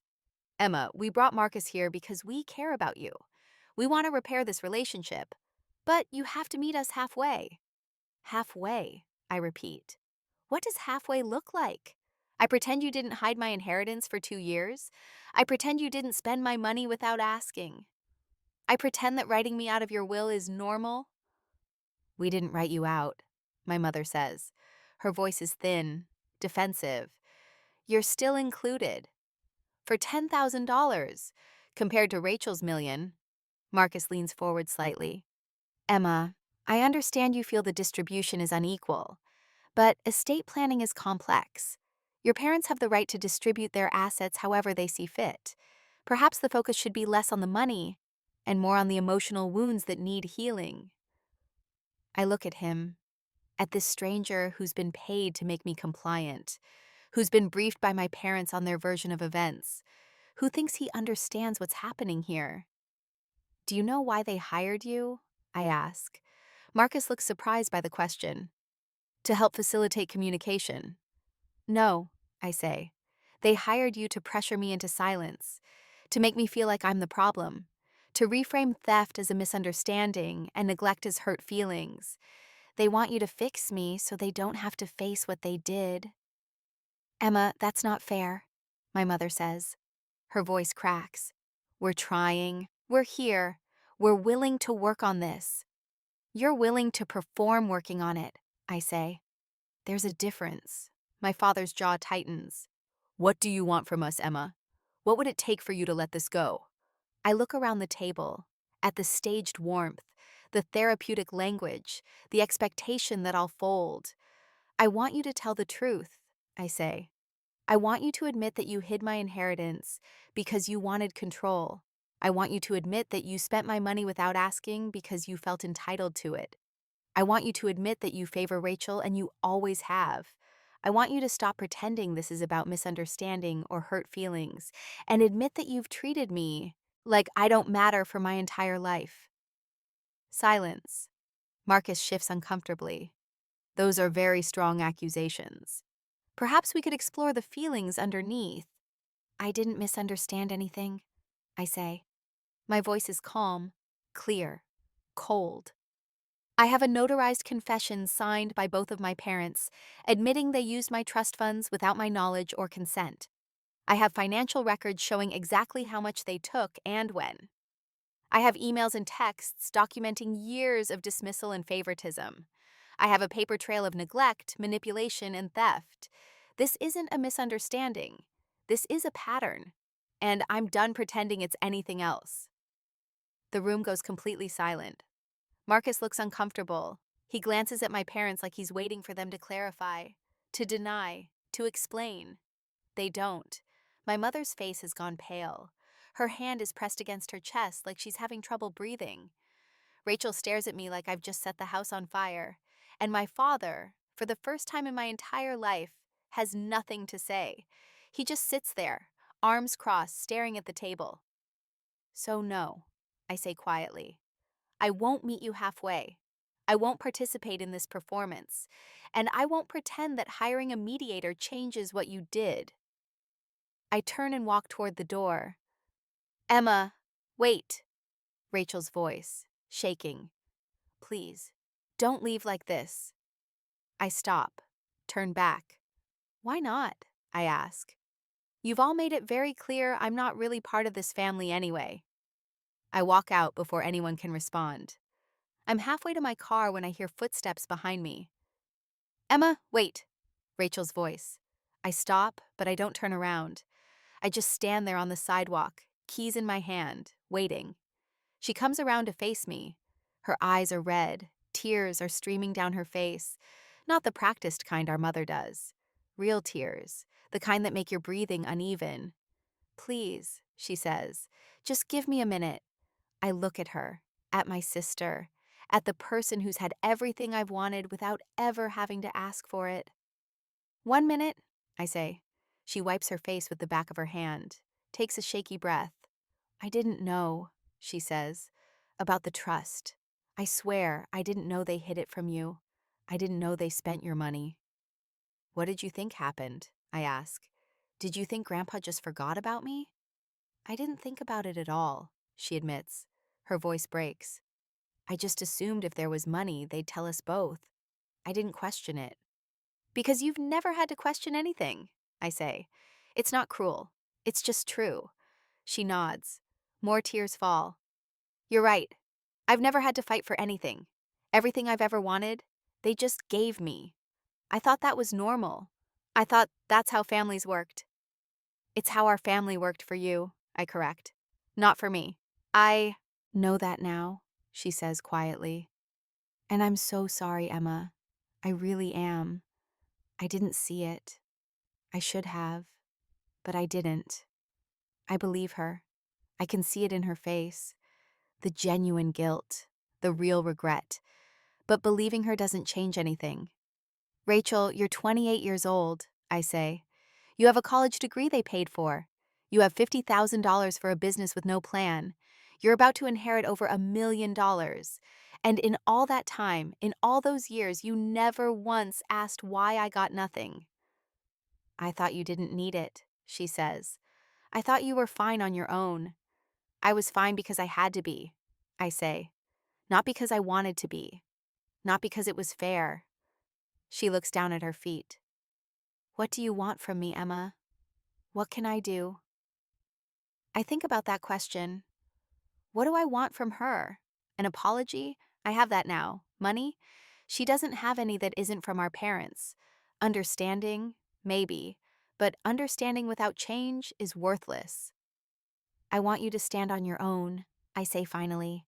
I want you to stop letting them use me as your scaffolding. I want you to build a life that doesn't require me to have less so you can have more. I never asked for that, she says. But you accepted it, I say. Every single time. And you never once said it wasn't fair. She's crying harder now. Her whole body is shaking. I'm sorry. I don't know what else to say. I'm just so sorry. I know you are, I say softly. And I believe you. But Rachel, apologies without action are just words. Being sorry doesn't change what happened. It doesn't change what they're still doing. And it doesn't change the fact that you're letting them do it. What am I supposed to do? She asks. Her voice is desperate, pleading. Tell them no? Give back the money? Walk away from the inheritance? I don't know, I say honestly. That's your decision to make. But you have to understand something. I can't keep sacrificing myself so you can stay comfortable. I can't keep being invisible so you can shine. I can't keep pretending this is okay. I don't want you to be invisible, she says. Then stop acting like I am. She stares at me. Fresh tears spill over. I don't know how, she whispers. Figure it out, I say, not harshly, just firmly. Because I'm done teaching you how to see me. We stand there in the fading light, sisters who grew up in the same house but lived in completely different worlds. She was always the chosen one. I was always the backup plan, and neither of us questioned it until now. Emma, she says quietly, I really do love you. I know, I say. But love isn't supposed to cost this much. Love isn't supposed to require me to disappear so you can exist. Real love makes space for both people. And ours never has. She doesn't argue. She just nods. Wipes her face again. Looks at me with eyes that finally see something they've been missing for years. I'm going to try, she says. I don't know what that looks like yet, but I'm going to try to be better. Good, I say. I hope you do. I step forward and hug her. Just once. Just for a moment. Because she's still my sister. Because some part of me still remembers what it felt like to believe we were a team. But when I let go, I don't look back. I don't promise to call. I don't say we'll figure this out together. I just get in my car and drive away. My phone buzzes 20 minutes later. A text from Rachel. I meant what I said. I'm sorry. And I'm going to do better. I promise. I read it twice. Then I set my phone down without responding. Because promises are easy. Change is hard. And I've spent 32 years watching people promise to do better, while never actually changing. I drive home through the dark streets. The city is quiet. My apartment is waiting. My new life is starting. And for the first time in weeks, I feel something close to peace. Not because anything was fixed, not because anyone finally understood, but because I'm finally done explaining. I'm done justifying my worth to people who should have seen it all along. I'm just done, and being done feels like freedom. The phone calls start 2 weeks later. First, it's my Aunt Linda, my mother's sister. She calls on a Sunday afternoon. Emma, honey, I heard there was some trouble with your parents. Are you okay? I'm at a coffee shop reading. I step outside to take the call. I'm fine, Aunt Linda. Thank you for asking. Your mother said you had a falling out over the estate planning. She's very upset. I pause, choose my words carefully. That's partially true. We had a disagreement about how they handled my grandfather's trust fund, the one he left specifically for me. Silence on the other end. I didn't know he left you a trust, Linda says slowly. Neither did I say. Not until 2 years after I was supposed to receive it. They kept it from me and used the money for themselves. More silence. Emma, are you sure? That doesn't sound like your parents. I have the documents if you'd like to see them, I say calmly. Bank statements, a notarized confession they signed. Everything is documented. She doesn't ask to see them, but her voice changes, softens. I'm so sorry, honey. I had no idea. Most people didn't, I say. That's how they wanted it. We talk for a few more minutes. She tells me she loves me. She tells me I can call her any time. When we hang up, I know the information will spread. She'll tell her husband. He'll tell his brother. The truth will move through the family like water finding cracks. My cousin Daniel calls 3 days later. Then my Uncle Mark. Then my mother's college roommate who I've known since I was a child. Each time, I tell the same story. Calmly, factually, without drama or exaggeration. I don't post anything on social media. I don't send angry emails. I just tell the truth when people ask. And people are starting to ask. I notice my mother stops posting on Facebook. Her usual stream of family photos and inspirational quotes goes silent. My father stops attending the monthly family dinners at my uncle's house. Rachel deletes all her social media accounts completely.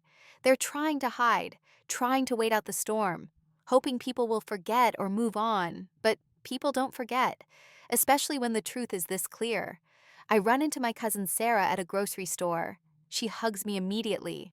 I heard what happened, she says. I'm so sorry, that's awful. Thank you, I say.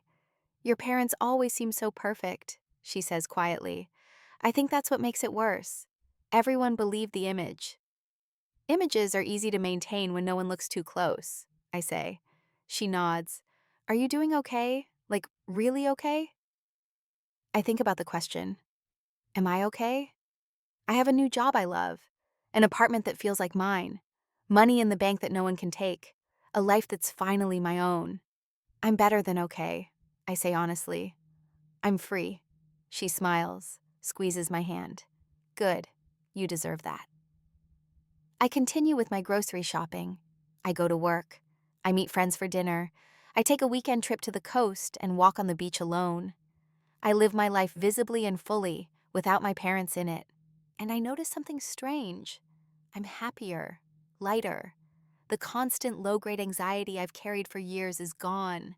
The need to prove myself, to earn love, to be enough has disappeared. I'm just living, and it feels revolutionary. My mother's friends start unfollowing her on social media. The invitations to family events shift. People start reaching out to me instead of assuming I'm the problem. The narrative my parents tried to control is slipping through their fingers. I don't gloat. I don't celebrate. I don't send them messages saying I told you so.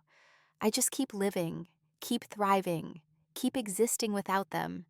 And that, I realize, is the most powerful statement I could ever make. 3 months pass. I'm at my desk at work when my phone buzzes. A voicemail. I don't recognize the number at first, but then I see the area code. My parents' neighborhood. I wait until lunch to listen to it. It's my father. His voice sounds different, smaller, older, like something fundamental has shifted. Emma. He pauses, clears his throat. It's Dad. I know you probably don't want to hear from me, but we need to talk. It's about your mother. She's not well. She's been having some health issues. Stress-related, the doctors say. She's not herself. I think this situation with the family has been harder on her than I realized. Another pause, longer this time. Please, call me back. We need to talk as a family. Please. The voicemail ends. I sit there in my car, phone in my hand, staring at the dashboard. Part of me feels something, concern, maybe, or the old instinct to fix things, to make everything okay, to sacrifice myself so everyone else can be comfortable. But another part of me, the part that's been growing stronger over the past 4 months, feels something else entirely. Clarity. This is manipulation. One more attempt to pull me back in, to make me responsible for their feelings, their reputation, their consequences. My mother's stress is not my fault. Her health issues are not my responsibility. The family fallout is not something I caused. I caused nothing. I simply stopped accepting less than I deserved. I saved the voicemail. But I don't call back. Not yet. Maybe not ever. Because I've learned something important over these past few months. You can't heal people who won't admit they're sick. You can't fix relationships where you're the only one who thinks they're broken. And you can't set yourself on fire to keep other people warm. I delete the notification and go back to work. My life is waiting. And for the first time in 32 years, I'm choosing it. I wait 2 days before I call back. Not because I'm punishing him. Not because I'm playing games. I just need time to prepare myself for whatever manipulation is coming. When I finally dial, he answers on the first ring. Emma. His voice cracks slightly. Thank you for calling back. You said Mom's not well, I say. No greeting, just information. What's going on? He takes a breath. I hear it through the phone, heavy, tired. She's been diagnosed with early-stage Alzheimer's, he says.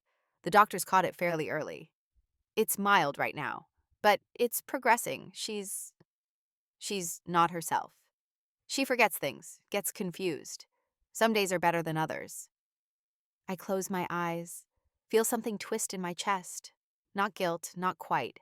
Just the complicated grief of losing someone who never fully saw you. I'm sorry to hear that, I say, and I mean it. It's been hard, he continues. I'm trying to manage everything. The medical appointments, the medications, the house. Rachel's been trying to help, but she's overwhelmed too. Her business isn't going well. She's stressed. I'm stressed, and your mother keeps asking for you. There it is, the hook. She asks for me? I say carefully. Yes. She doesn't always remember what happened between you two. She just remembers that you're her daughter, that you used to visit. She keeps saying she needs to talk to you. I sit down on my couch, look out the window at the city I've built a life in without them. Dad, I'm sorry you're going through this. I really am. Alzheimer's is difficult for everyone involved. I know you're angry, he says quickly. I know we hurt you. But your mother needs family right now. She needs you. Does she? I ask quietly. Or do you need me to come back and take care of things so Rachel doesn't have to? Silence. That's not fair, he says finally. Isn't it? Emma, your mother is sick. Whatever happened before, this is bigger than that. This is about being there for family when they need you. I think about all the times I needed them, all the times they chose Rachel instead, all the times they made it clear I was secondary, optional, disposable. I can help, I say, but not the way you're asking. What does that mean? It means I can send you resources, support groups for Alzheimer's caregivers, information about elder care consultants, names of financial planners who specialize in long-term care. I can give you tools, but I can't give you me. Why not? His voice rises slightly. She's your mother. She's also the woman who stole from me, who wrote me out of her will, who called me selfish for wanting what was legally mine. And now you want me to drop everything and come fix this for you? I'm not asking you to fix anything, he says, but his tone says otherwise. I'm asking you to show up, to be there. Isn't that what family does? I showed up for 32 years, I say. My voice is steady, calm. I showed up to every dinner, every holiday, every obligation, and you made it clear over and over that I didn't matter, that Rachel was the priority, that I was just the backup daughter you kept around for emergencies. That's not true. Yes, it is, and you know it. You just don't want to admit it. He's quiet for a long moment. I can hear him breathing, thinking, trying to find the right words to make me comply. So that's it? He says finally. You're just going to leave us? Your mother is sick and you're going to abandon her? The word stings. Abandon. Like I'm the one who walked away first. Like I'm the one who chose this. You left me a long time ago, Dad, I say quietly. I'm just finally accepting it. Emma, I'll email you the resources, I say. There are good programs out there. Good people who can help. You don't need me. You just want me to make this easier. And I can't do that anymore. So, family means nothing to you now? He asks. His voice is bitter, accusing. Family means everything to me, I say. That's why this hurts so much. Because you were supposed to be mine. And you never were. I hang up before he can respond. I sit on my couch in the silence of my apartment. My hands are steady. My breathing is even. I don't cry. I don't doubt. I don't reach for my phone to call back and apologize. I just breathe. My mother has Alzheimer's. That's real. That's tragic. And I'm genuinely sorry for her and for what's coming. But I can't save her. I can't fix this. And I can't sacrifice myself one more time for people who never valued the sacrifice. Compassion doesn't mean compliance. Sympathy doesn't mean surrender. I can feel sorry for them and still protect myself. I can wish them well and still walk away. That night, I open my phone. I go to my contacts. I find my mother's number, my father's number, Rachel's number, and I block all three. Not out of anger, not out of revenge, just completion. I've spent 32 years trying to earn love that was never mine to earn, trying to be enough for people who had already decided I wasn't, trying to force a place for myself in a family that didn't have room for me. And I'm done. Not because I hate them, not because I'm heartless, but because I finally understand something fundamental. You can't make people love you, you can't make them see you, you can't make them choose you. You can only choose yourself. And after 32 years of choosing them, I'm finally choosing me. I set my phone down, make tea, curl up on my couch with a book I've been meaning to read. And for the first time in my entire life, I feel something I've never felt before. Peace. Real peace. Not the temporary kind that comes from avoiding conflict, but the deep kind that comes from finally accepting the truth. I am enough. I always was. And the people who couldn't see it weren't looking. That's not my failure. That's theirs. And I'm done carrying it. 6 months pass in quiet succession. I travel to Iceland in February. I've always wanted to see the Northern Lights. I used to mention it at family dinners, and my mother would say maybe someday, and my father would say it's expensive, and Rachel would say she'd rather go somewhere warm. So I never went. Now I book the ticket myself. I spend 5 days driving the ring road. I stand under the aurora borealis in the freezing dark and watch green light dance across the sky. I'm completely alone. And it's perfect. I start therapy when I get back. A woman named Dr. Chen who specializes in family trauma. She doesn't try to fix me. She just helps me understand that I was never broken. I was just trying to grow in soil that couldn't support me. I reconnect with old friends. College roommates I lost touch with because I was always too busy attending family obligations. They tell me they're glad I'm back. They tell me I seem lighter, happier, more myself. I date, cautiously. A man named James I meet at a work conference. He's kind, he asks questions, and actually listens to the answers. When I tell him I don't talk to my parents, he doesn't push. He just says okay and changes the subject. It doesn't last, but it teaches me something important. I'm not desperate anymore. I'm not looking for someone to complete me. I'm already complete. I get promoted at work. David calls me into his office and tells me I'm the best hire he's ever made. He asks if I'd be interested in leading a new division. More responsibility, more money, more respect. I say yes without hesitation. I buy new furniture for my apartment. Not because the old stuff was broken, but because I want to. I choose a couch that's too big and too comfortable. I hang art that I actually like instead of art that's tasteful. I make my space mine. One evening in late spring, I'm sitting by my window. It's raining. The city looks soft and blurred through the glass. I'm drinking tea and reading a book, and my phone buzzes on the table next to me. A text from Rachel. I almost don't open it. But curiosity wins. I moved out of the guest house, it says. Got my own place. Small, but it's mine. I'm working part-time at a photo studio while I figure out what I actually want to do. Not what they want me to do. What I want. I think I finally get what you were trying to tell me. Thank you. I read it twice. Then I set my phone down and look back out the window. I feel something soft in my chest. Not forgiveness exactly, not reconciliation, just acknowledgement. She's trying. That's more than our parents ever did. I don't reply immediately. Maybe I will later, maybe I won't, but I sit with the moment, with the rain, with the peace, with the absence of obligation. And I realize this is what freedom feels like, not revenge, not vindication, not even justice, just the simple, profound act of choosing myself every single day, in small ways and big ways, in ways that no one sees and ways that everyone notices. I chose myself when I walked out of that cafe, when I hired a lawyer, when I said no to being executor, when I blocked their numbers, when I refused to come back and fix things. And I'm choosing myself now, in this quiet apartment, with this warm tea, with this life I've built that doesn't require me to shrink. I don't talk to my parents anymore. Maybe one day I will. Maybe I won't. But I've learned something that took 32 years to understand. You don't owe anyone access to your peace, not even the people who gave you life. Love isn't supposed to be a test you spend your whole life failing. It's not supposed to cost you your dignity.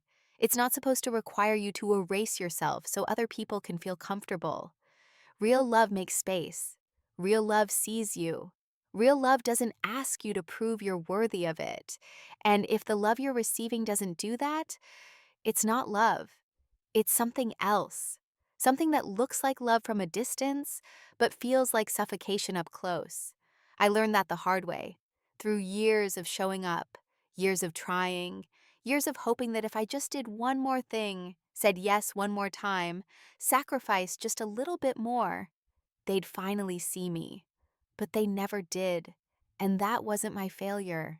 That was theirs. So I built my own home, brick by brick, boundary by boundary, relationship by relationship, choice by choice, until I was finally standing in a life that didn't require me to shrink, a life where I could breathe, a life where I was enough just by existing. And it turns out that's all I ever needed. Not their approval, not their inheritance, not their validation, just permission to be myself. And the only person who could give me that permission was me. So I gave it, and I'm still giving it every single day. I pick up my phone and type a response to Rachel. I'm proud of you. Keep going. I hit send. Then I set my phone down and go back to my book. The rain continues. The city glows. My tea is still warm. And I'm home. If you've made it this far, thank you. Truly. Sharing this story has been part of my healing, and I hope it's been part of yours too. If this resonated with you, if you've ever had to choose yourself over the people who were supposed to choose you first, I'd be honored if you'd like and subscribe.